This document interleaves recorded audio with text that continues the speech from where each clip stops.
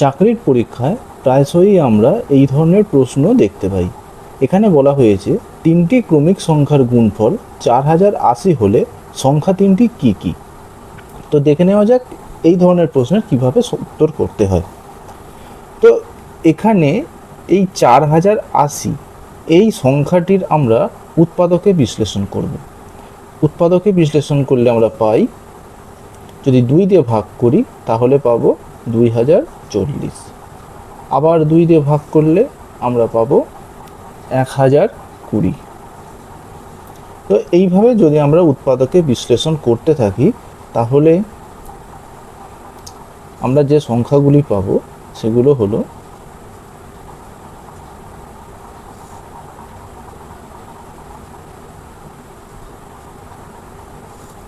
এবার আমরা যে সমস্ত সংখ্যাগুলি পেলাম, এই 2 এখানে 4টে 2-এর কথা বলা হয়েছে, 3, 5 এবং 17, এই সবকটি সংখ্যার গুণফল হলো 4080। এখানে আমরা দেখব কোন বৃহত্তর সংখ্যা মৌলিক সংখ্যাকে আমরা পাই। এখানে যে উৎপাদকগুলি আমরা পেলাম তার মধ্যে বৃহত্তর মৌলিক সংখ্যা হলো 17। সুতরাং এই প্রশ্নের 17 উত্তর হবার, এই তিনটি সংখ্যার মধ্যে একটি উত্তর 17 হবার সম্ভাবনা আছে, 17 অথবা 17-র কোনো গুণিত।